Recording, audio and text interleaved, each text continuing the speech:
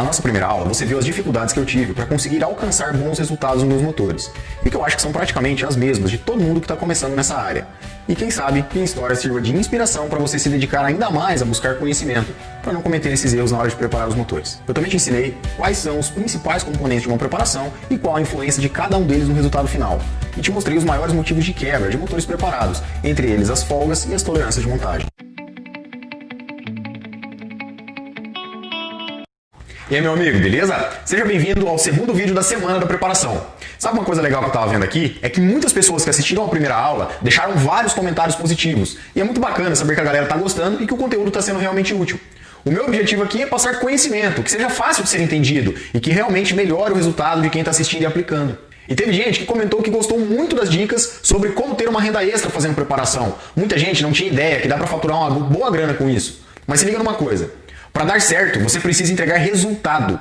Se fizer um bom trabalho nos motores, você vai ter cada vez mais serviço. Se fizer do jeito errado, você vai acumular prejuízo e ter cada vez menos clientes. E o meu objetivo é justamente esse, te mostrar o caminho para evitar que você cometa erros. Bom, e antes da gente começar, eu quero fazer um compromisso contigo. Eu preparei um conteúdo muito foda e hoje vou te dar uma aula completa para te ensinar preparação, mesmo que você tá aí do outro lado da tela, fechado? Esse é um dos conteúdos que eu ensino para os alunos do método NTR, que é o nosso treinamento completo. E eu resolvi ensinar para você também, porque é muito importante para quem quer começar do jeito certo. Eu tenho certeza que você vai conseguir aprender algumas coisas hoje, que poderão mudar os seus resultados daqui para frente. Então, se você é daqueles que acham que não dá para aprender preparação online, a partir de agora você vai mudar os seus conceitos. E sabe por que eu tenho tanta certeza que você vai conseguir aprender? Porque eu já ensinei e formei mais de 1000 preparadores no método NTR. Então, meu amigo, você também pode. Quando eu vi que o curso era online, a princípio eu fiquei com o pé atrás. Falei, cara, mas como assim, né? Será que é possível? E aí eu comecei a ver amigos meus, colegas de outras cidades, outros estados, que estavam fazendo o mesmo curso com a mesma empresa. Ó, coincidência, cara. Perguntei para eles, o pessoal falou, cara, pode fazer que é firme. Eu tava com o telefone, sempre estudo com o telefone na mão. O motor do lado, eu vou acompanhando as aulas e vou praticando aquilo ali. Mas, cara, as aulas são muito bem claras, são muito bem explicadas. Para quem gosta de motor, para quem já tem um conhecimentozinho, até mesmo para quem está iniciando, as aulas são muito claras, muito objetivas. Eu pegava a videoaula lá, o ensinamento que foi passado, aplicava aquela técnica na prática e colocava a moto na pista para testar. Cara, cada vez a moto andava mais, ela dava mais final, ficava mais forte. A cada técnica que a gente aplicava, são mínimos detalhes, cara, que geram um resultado imenso. Viu só? Você aprende o conceito antes e depois aplica na prática, aí no seu dia a dia. E esse é o segredo de quem tem resultado. Entender como funciona para economizar tempo e aplicar só as técnicas certas. Ficar batendo cabeça para aprender sozinho faz você demorar muito até chegar no resultado que você quer. E talvez nem chegue. A partir de agora você vai aprender quais são os primeiros passos que eu sigo para começar qualquer preparação. Eu vou te ensinar o que eu faço aqui todos os dias, com todos os motores que chegam. E garanto que se você aplicar isso aí, vai melhorar os seus resultados.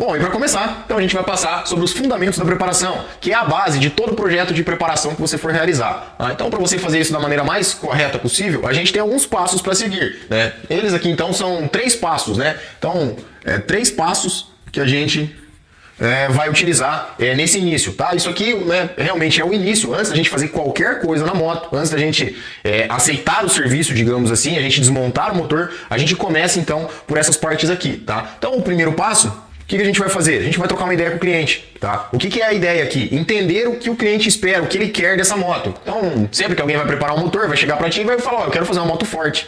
O que é forte, né? Cada um tem uma definição diferente. Então, o que a gente precisa saber do cliente? Saber onde ele vai andar com essa moto, o que ele espera dela. Então, por exemplo, se o cliente quer essa moto para atingir uma velocidade final e você tem por costume fazer motos que andem com muita força em baixa rotação, ambas as motos são fortes, né? O conceito de cada um é diferente. Então, o cliente tem que te falar isso. Só que ele não vai chegar exatamente te falar isso daí se você não perguntar. Então, você precisa entender o que ele quer fazer com essa moto, aonde ele vai usar essa moto, tá? Então, geralmente em uso dessa moto comum, né, digamos assim, né, o uso do dia a dia, a gente tem algumas opções, né, algumas variáveis. Então, o cliente quer a moto mais de força para andar na cidade, uma retomada, ele quer aquela moto que empina fácil, etc. E outras vezes ele quer uma moto que alcance uma velocidade final mais alta, tá? Então, se a gente não se atentar a esses detalhes, no final, essa preparação pode não dar o resultado esperado pro cliente, tá? Então, lembrando que a gente não prepara a moto para nós mesmos, a não ser que você esteja fazendo a sua moto, né? Você prepara ela para o seu cliente, então, para poder atingir aquele objetivo que ele tem. Então, por isso que a gente precisa trocar ideia. Nesse passo da gente conversar com o cliente, a gente precisa entender também algumas coisas relacionadas a investimento, tá? Porque, por exemplo, o seu cliente tem, você não pergunta, mas o seu cliente tem lá R$1.000, né? R$700, R$1.000 para preparar esse motor. Ele te passa o objetivo dele e você vai lá e começa a montar, né? Todas as peças que serão utilizadas nesse motor. E no final das contas você passa um orçamento de R$3.000 para ele, né? Então o orçamento total ficou em 3.000. Ele falou, não, mas eu só tenho 1.000. Então você perdeu o teu tempo. Perdeu o tempo do cliente também, porque ele ficou aguardando você passar, né, exatamente tudo aquilo. Então, o mais fácil você perguntar antes: que dinheiro que você tem disponível para fazer? Quanto você está disposto a gastar nesse projeto? R$1.000. Opa, então você já anota lá. Então, é com esses R$1.000 que você vai poder trabalhar em cima de algum projeto, tá? Então, não é simplesmente você fazer o projeto da maneira que você quer. Você vai ter que enquadrar nas condições do cliente e nas condições financeiras dele também. Então, aqui eu dei os exemplos, né, de motores de uso na rua, né, digamos assim. Então, mas a gente tem, caso você prepare motores off-road, né? Então, você trabalha com essa linha desse tipo de moto, então você tem diferentes usos também, né? Então tem um cliente que anda na trilha, que anda no velocross, no motocross, por exemplo, tá? Que são preparações diferentes também. Então a gente precisa entender isso. O seu cliente vai andar na trilha com essa moto, tá? Todos são uso off-road, mas se ele for usar na trilha, é um tipo de preparação que você vai fazer. Você não vai visar essa moto uma rotação tão elevada, né? Você precisa de uma força, de uma potência em rotações mais baixas, né? Então é ali que você vai priorizar. O acerto dessa moto também muda um pouco, tá? Então a gente precisa entender isso também. E o orçamento, inclusive, da mesma maneira, tá? Então, tanto entender o uso quanto o orçamento dele. Se for uma moto de motocross e velocross, você já vai trabalhar numa linha mais para extrair altas potências, digamos assim, e isso, consequentemente, você vai precisar fazer em rotação um pouquinho mais alta, tá? Então são usos diferentes das motos. Então, tanto na rua quanto no off-road, você precisa conversar com o seu cliente, tá? Para conseguir entender todos os passos. O segundo passo, então, definido aqui, né? Conversamos com o cliente, já sabemos o orçamento que ele tem disponível e sabemos o que ele quer da moto, tá? São várias perguntas que a gente faz para ele para entender e sabemos o que ele quer da moto. Ele quer a moto para um determinado uso. Então a gente vai para o segundo passo, a escolha das peças. Então a gente precisa, obviamente essa moto vai ser trocada algumas peças, tá? Dependendo da preparação é trocado mais peças ou menos peças, né? Mas geralmente tudo funcionando em conjunto, algumas peças são necessárias trocar. Tá? Então a gente vai fazer a escolha das peças. Escolha de peças, tá? Isso aqui tem a ver com o rendimento da moto, tem a ver com a durabilidade da moto e está diretamente ligado ao orçamento do cliente. Então, se o cara tem R$1.000 para preparar o motor inteiro, você não vai escolher um pistão que custa R$700, tá? Porque o orçamento está limitado. Tá? Então, é por isso que a gente analisa, né, o primeiro passo, para no segundo passo escolher as peças. Então, isso aqui nada mais é do que os componentes da preparação que você viu no primeiro vídeo, tá? Então, cada componente aqui a gente vai escolher de acordo com o projeto e com o investimento. Então a gente tem aqui, né, a escolha desses componentes, né, a escolha de peças. Então a gente vai ter a cilindrada, né, ou seja, né, o pistão que vai usar, o curso que vai ser utilizado nessa moto, etc. Então a gente vai trabalhar na cilindrada dela. Então depois a gente escolhe daí a parte de comando de válvulas. Comando, tá? Então a cilindrada também, dependendo do objetivo, dependendo da durabilidade, dependendo do investimento. Então a gente vai fazer essa escolha. O comando de válvulas, como que eu vou escolher o comando, né? Então a gente precisa conhecer cada ponto do comando, né? Então saber analisar os dados de um comando, momentos de abertura, fechamento, duração, levante, etc. Né? Para que a gente defina, né, uma questão de onde essa potência geralmente vai ser deslocada, né? Onde ela vai vir, para a gente conseguir atingir esse objetivo do cliente. Então o comando tem um papel fundamental também. E para isso a gente precisa entender o seu funcionamento. Próximo passo, então, o cabeçote. Como que a gente vai fazer a preparação desse cabeçote, né? Então, tem a ver também com o orçamento do cliente. E como que a gente sabe se vai precisar aumentar a válvula, se não vai precisar aumentar a válvula, tá? Existem cálculos para isso. Assim como existem os cálculos para determinar a área de duto, etc. Existe também o cálculo para a gente determinar o tamanho de válvula adequado para esse motor. Tá? Então, só que isso também tem que ser levado em conta com o orçamento e o objetivo do cliente, tá? Então, tudo isso é interligado. Então, são passos que a gente precisa seguir essa ordem, digamos assim, deles, para conseguir chegar a esse tipo de conclusão e fazer os cálculos necessários, tá? Então a gente vai determinar o cabeçote a ser utilizado, né, como será essa preparação de cabeçote, o que será feito nele. O próximo seria definir o carburador dessa moto. Tá? Então a definição de carburador, também existem cálculos que determinam o tamanho desse carburador e muitas vezes o cliente já chega na sua oficina com um carburador, né, já utilizando nessa moto. Tá? Então também seria uma escolha, caso ele não tivesse, ou caso ele tenha o carburador, a gente pode fazer um cálculo para ver depois se ele vai ser adequado ou não. Tá? Então a cilindrada, o comando cabeçote carburador, e para finalizar a gente tem a parte de escapamento. Como que eu defino um escape?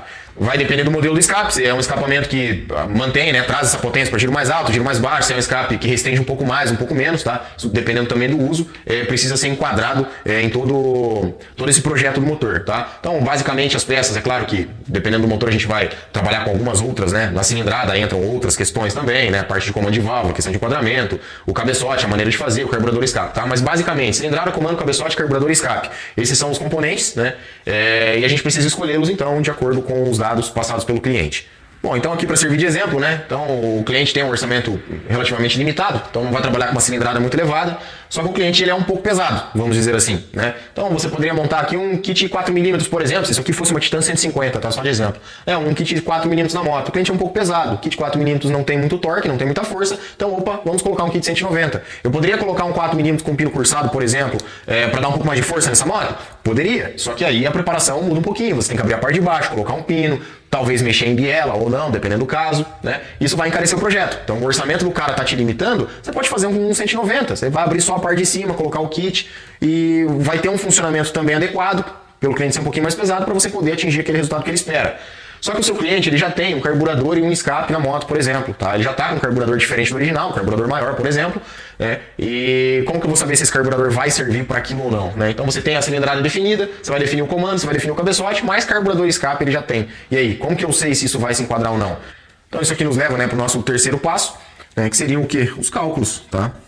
São os cálculos essenciais na preparação. Então, são os primeiros cálculos que a gente vai fazer na preparação do motor.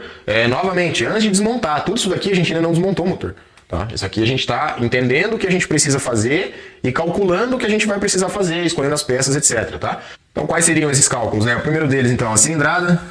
Tá? Aqui em cima a gente definiu, vai usar lá um kit 190, mas a gente precisa realmente calcular essa cilindrada. Vai utilizar um pistão 0,50 do kit 190, por exemplo, ou é o kit 190 standard mesmo? Vamos calcular para ver se dá realmente os 190 cilindradas. Tá? Isso é muito importante, porque é o primeiro dos cálculos. A partir dele a gente faz outros cálculos que são relacionados à cilindrada.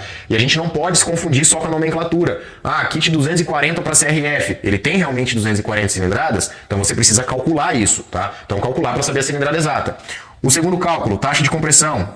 Então, como que a gente vai calcular essa taxa de compressão, né? Aqui, na verdade, a gente vai estar definindo qual é a taxa, digamos assim, do motor, definir essa taxa para utilização de combustível, depois vai fazer a medição de taxa, depois quando o motor estiver montado. Mas a definição é antes, então a gente define taxa para saber o volume, que vai ser em volume morto, etc, ali no motor. E essa é uma parte crítica, digamos assim, porque é onde acontecem muitos erros. A galera erra muito nessa parte aqui, ó.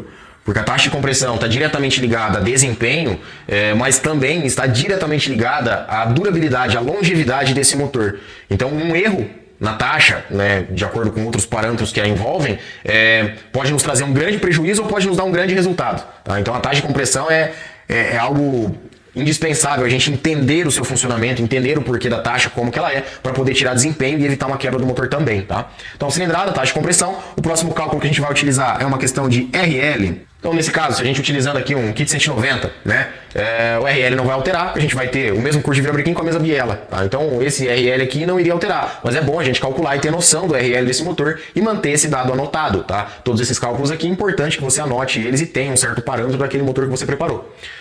O outro cálculo também que a gente vai utilizar nesses primeiros cálculos antes de desmontar e fazer alguma coisa no motor é o VMP. Isso aqui é a velocidade média de pistão.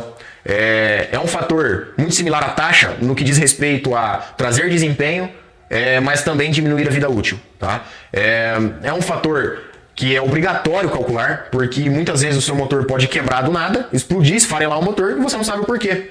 Nesse caso aqui, na utilização de um kit 190, se for um motor de uso na rodovia, por exemplo, a gente vai precisar estender o limitador de giros. Então a gente vai ter que trabalhar com um CDI que limite a rotação da moto mais tarde. E o VMP está ligado com a rotação. Tá? A VMP leva em conta a rotação e o curso do virabrequim. Então se você tem um curso original e a rotação original, ok, a VMP vai ficar original. Você estendeu o limitador de giro, o VMP sobe. Tá? Então, por exemplo, o VMP subiu a 20 metros por segundo, né? Ele vai dar um resultado em metros por segundo. Beleza, 20 metros por segundo, o que isso significa? né?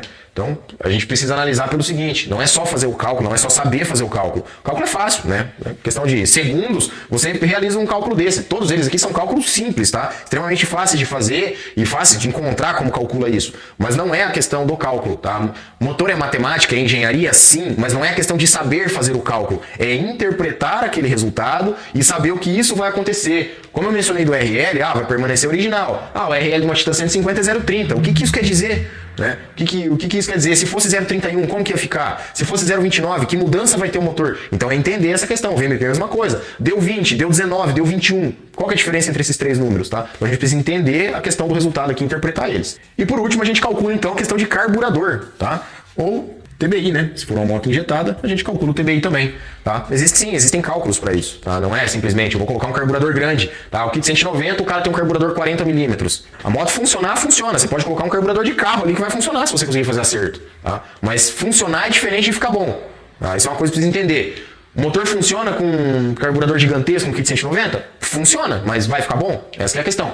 Então a gente calcula essa questão de carburador e TBI. E aí entra aquela questão das peças que o cliente tinha, né? O cliente já tinha um carburador nessa moto. Tá? Então, você calculou e de repente encontrou um valor para aquele projeto de 28 milímetros, por exemplo.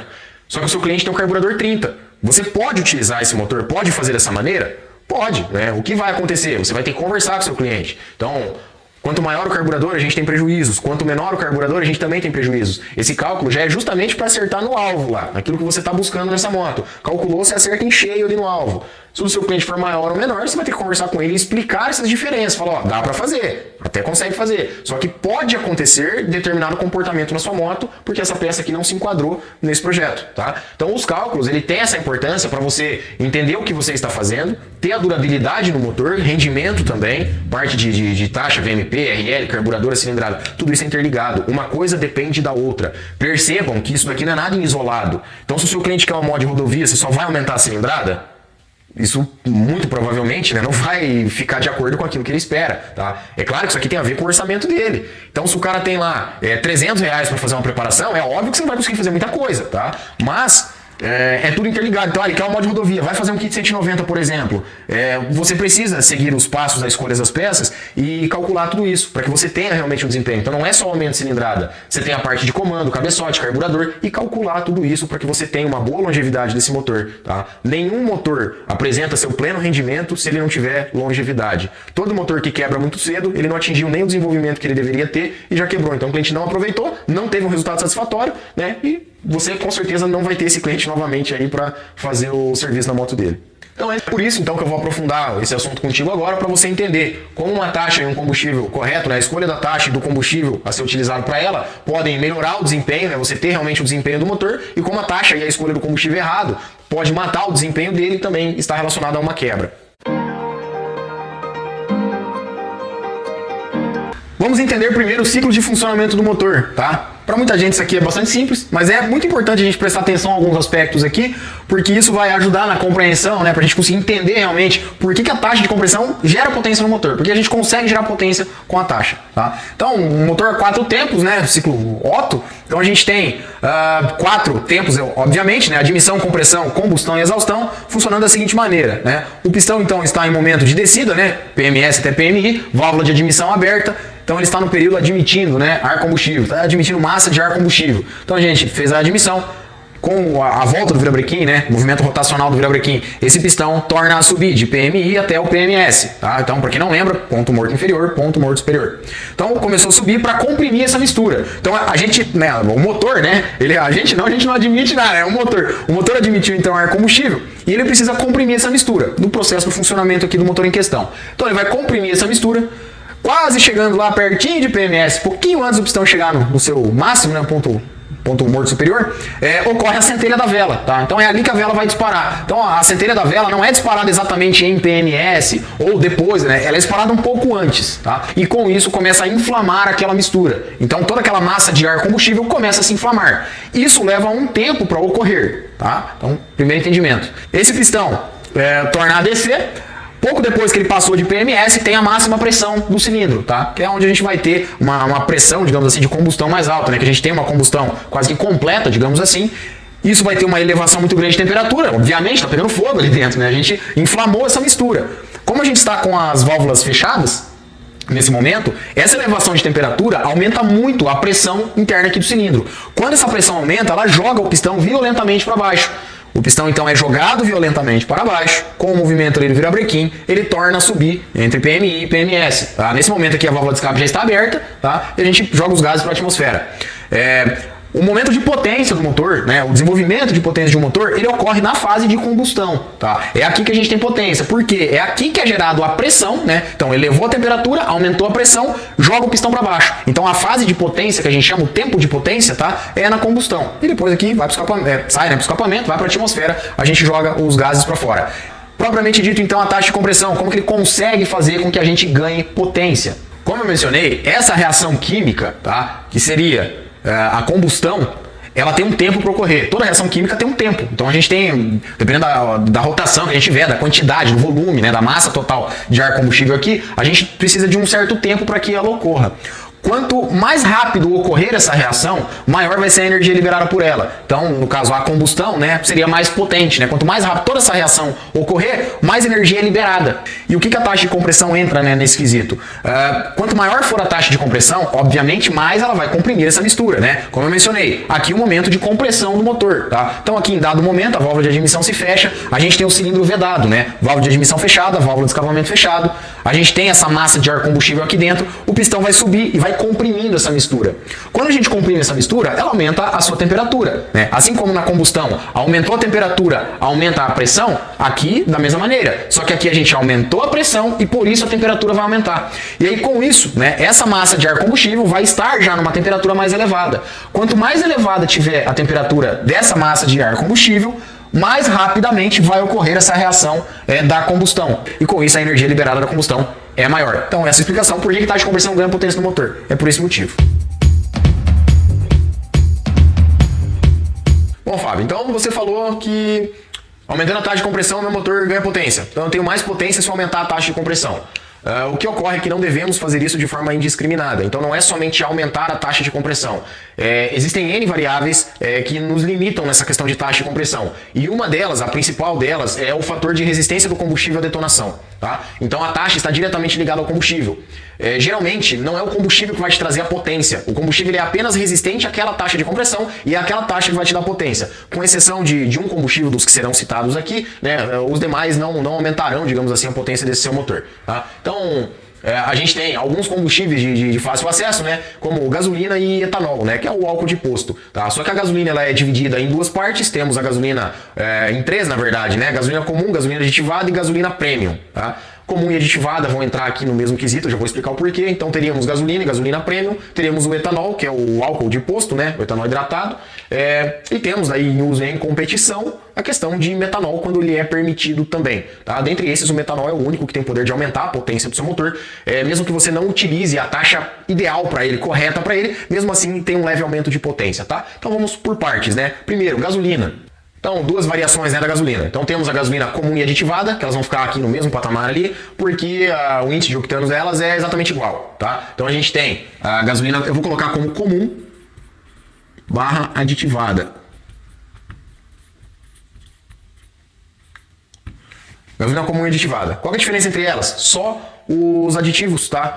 Que ela tem questão de limpeza de motor. Então, aditivado tem uns aditivos a mais de detergentes, né, que eles chamam de limpeza, e a gasolina comum não tem isso. Mas o índice de octanas dele é exatamente a mesma, tá? Então, a gente tem a octanagem aqui, né, OCT, né, uma abreviação, de 87 octanas, tá? E nessa divisão a gente tem também a gasolina premium, tá? Existem alguns modelos de gasolina premium no Brasil que variam essa questão da octanagem. A mais forte delas é a gasolina pódio, tá? Então, vamos colocar aqui gasolina premium. Vamos colocar aqui como pódio, tá? Podium ou OctaPro.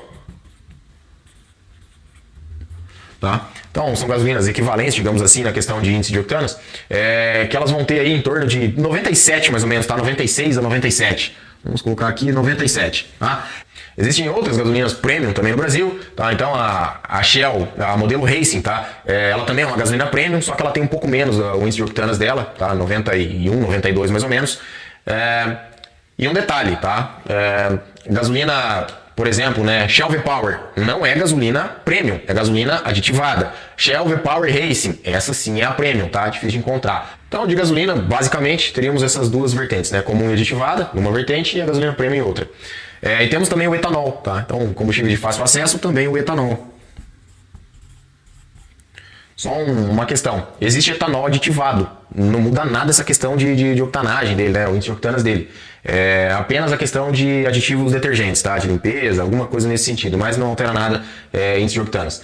Esse etanol que a gente abastece a moto, né, no posto, a moto, o carro, é o etanol hidratado, então ele tem uma porcentagem de água, tá? Então sempre que a gente for pegar alguma tabela de etanol, né, de álcool de posto, etanol anidro hidratado, tá? Então ele é o anidro, mas ele tem adição de água.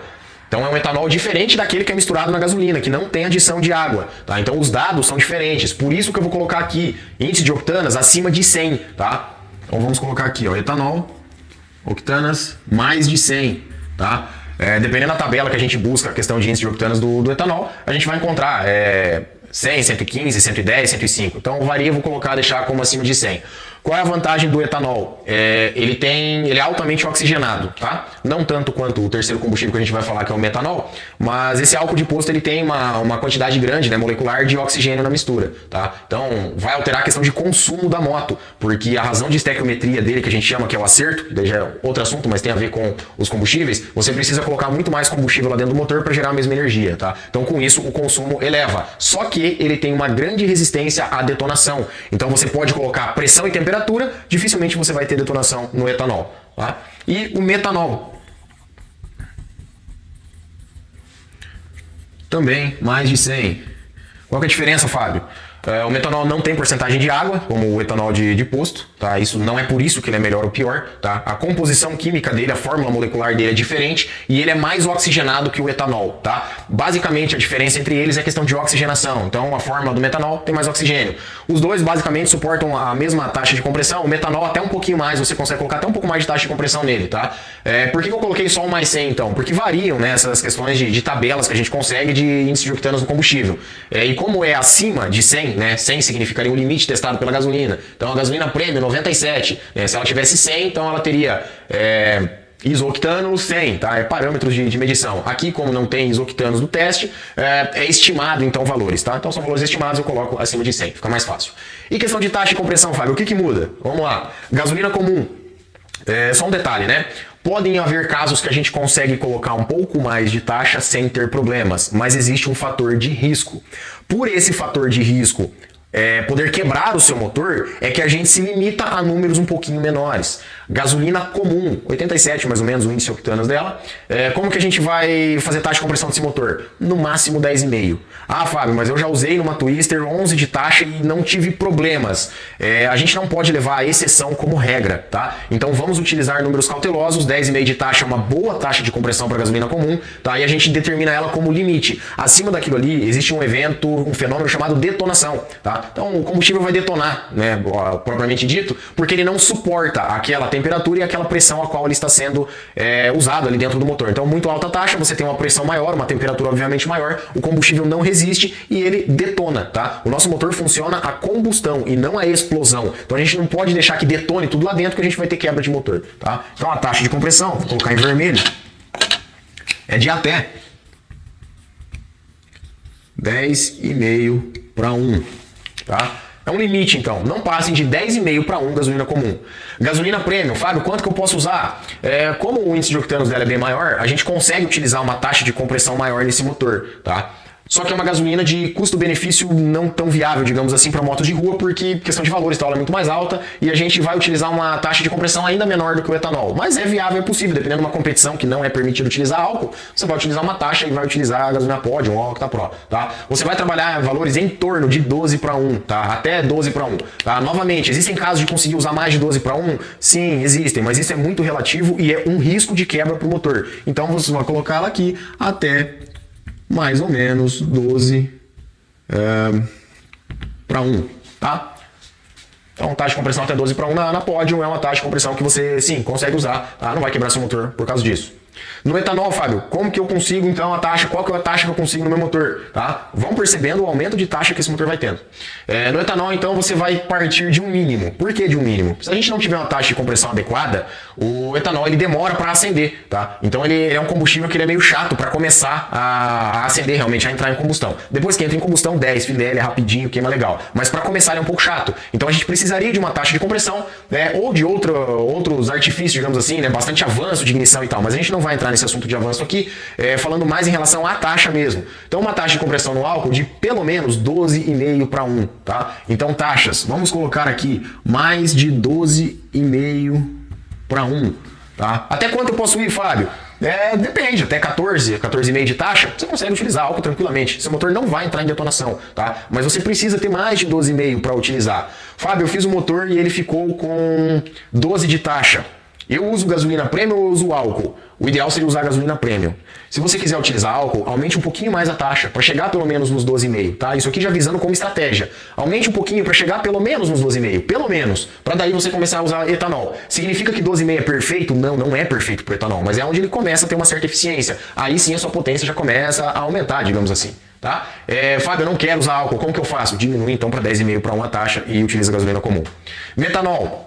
Mesmo sistema do álcool, você vai utilizar, o ideal do metanol é que você comece a utilizá-lo com taxas ainda maiores. Tá? É possível utilizar metanol com 12,5, eu vou repetir o valor aqui por causa disso. É possível utilizar com 12,5? É possível utilizar. Vai ganhar potência em relação a etanol? Vai.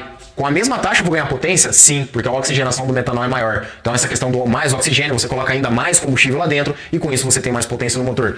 O etanol, diferença mínima, quase inexistente para gasolina de potência pelo combustível, tá? O que vai mudar vai ser a questão da taxa ou do avanço do motor, que eu comentei, porque a gente não vai entrar em detalhes aqui, mas aumentou a taxa, você vai ter aumento de potência. No metanol não, pela simples mesma taxa do etanol, com o mesmo acerto não, né? Porque você vai precisar enriquecer a mistura, mas com o mesmo avanço e tal e mesma taxa, o metanol vai te trazer mais potência. Então, mais de 12,5, tá? Fábio, qual seria o ideal de eu utilizar aqui no meu motor se ele for utilizando metanol? Cara, você vai utilizar acima de 13,5, 14 para 1 para você realmente ter bastante potência nesse motor. Mas com 12,5 já tem mais potência que etanol. Ah, legal. Então eu vou pegar o meu motor de rua de dia a dia e vou colocar metanol. Não, você não vai fazer isso. Por que você não vai fazer isso? Metanol tem que trabalhar com uma mistura extremamente rica, tá? Então você precisa de misturas bastante ricas no metanol. Isso geralmente causa contaminação do óleo lubrificante. Contamina o óleo lubrificante, vai quebrar filme de óleo, seu motor pode quebrar. Como que eu minimizo isso? Troco o óleo cada volta que eu dou com a moto. Contaminou o óleo com o combustível, eu troco o óleo do motor. Você não vai fazer isso no modo dia a dia, entende? Então por isso que você não vai utilizar metanol para você andar no dia a dia. É um combustível que vai ter um alto consumo de combustível, a moto fica extremamente bêbada, né, digamos assim, popularmente falando.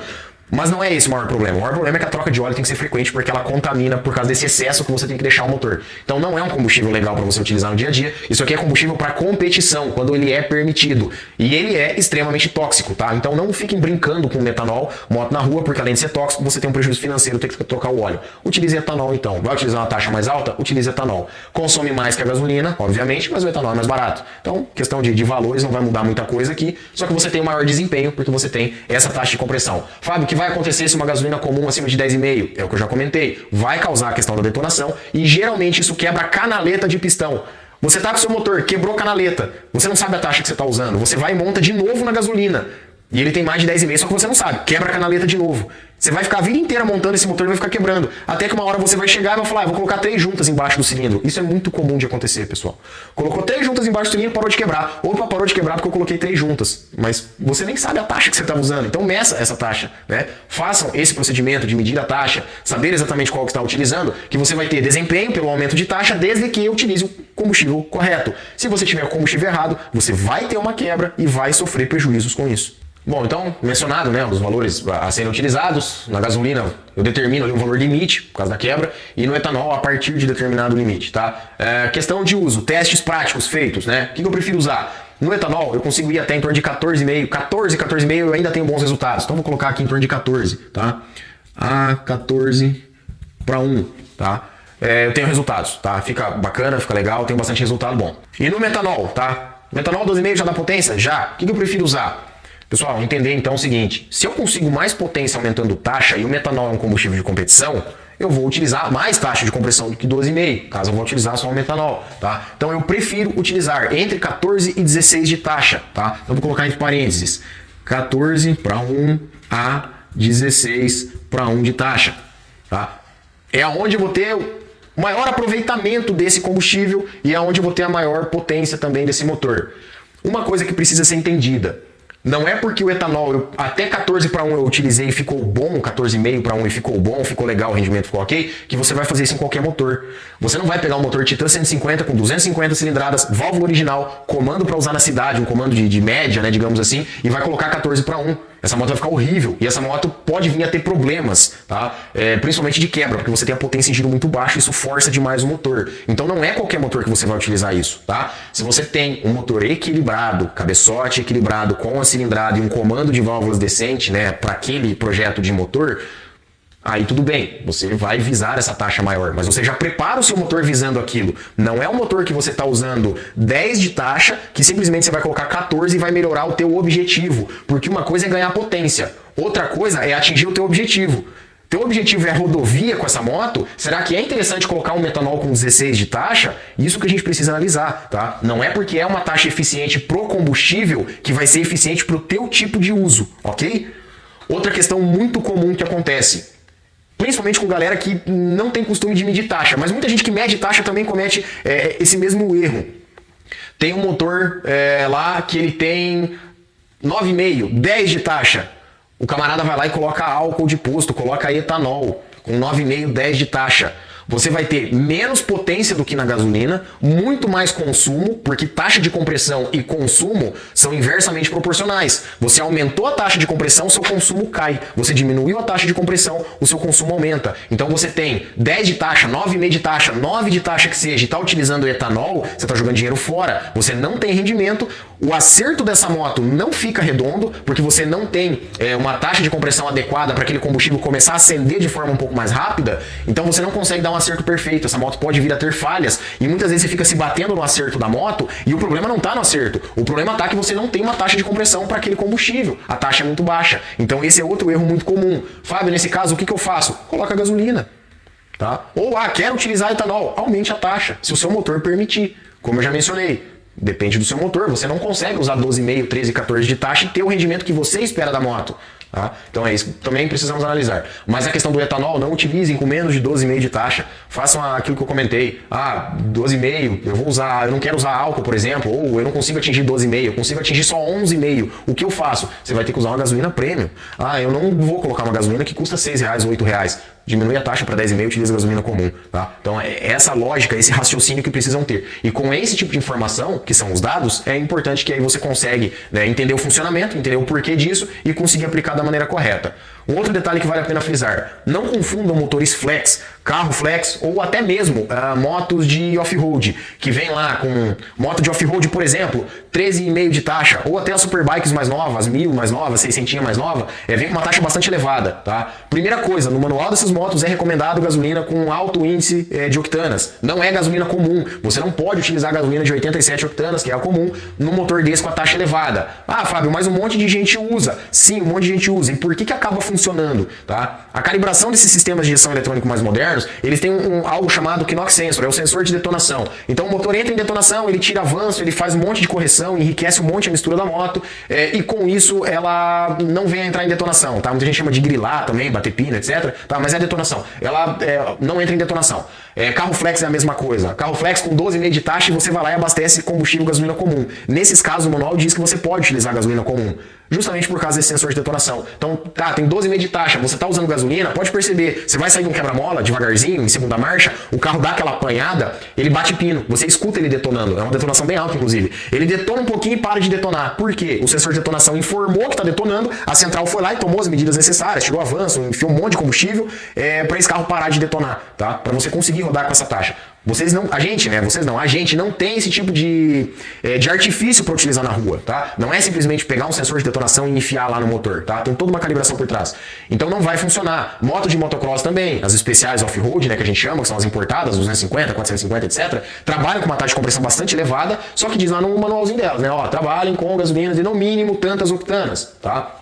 Algumas delas vêm acima de 12:1, a maioria delas vem acima de 12:1. Só que aquilo é um trabalho de engenharia. Por mais que as carburadas antes não tivessem esse sensor de detonação, é todo um trabalho de engenharia. Câmara de combustão, formato do pistão, o avanço de ignição, é tudo calibrado na fábrica para suportar aquela taxa de compressão. Não é um motor de CG que você aumentou a taxa simplesmente e quer colocar aquela taxa de compressão e utilizar esse tipo de combustível, tá? Então não confundam, tá? Essas tecnologias mais modernas desse tipo de motores com as motos que a gente prepara, tá? Linha de monocilíndrica, de baixa e média cilindrada, etc, tá? Não dá para confundir esses mundos. Então a gente trabalha com limites para evitar as quebras. Se você for no exemplo desse tipo de motor, você vai ter quebra. Então não vai nesses exemplos. Seguem isso daqui, que é garantido que vocês tenham ali o resultado e tem uma longevidade no motor. Pra gente fechar essa aula, tem uma coisa importante que eu quero te falar. Aprendizado é dia a dia. E você só aprende de verdade quando coloca em prática. Hoje eu assumi um compromisso de te ensinar preparação, mesmo de forma online, e acredito que fiz a minha parte. Agora é contigo. Você precisa fazer a sua e colocar em prática o que viu aqui, e eu te garanto que se fizer isso, o seu resultado vai melhorar. E para facilitar as coisas ainda mais, no próximo vídeo eu vou te ensinar 2 cálculos essenciais e te mostrar de forma prática como aplicar uma técnica muito simples para medir a taxa dos seus motores e fazer os ajustes necessários para ter o melhor rendimento possível. E você também vai ganhar um material extra de estudos para facilitar o aprendizado. Por isso, não perca a nossa terceira aula. Fechado?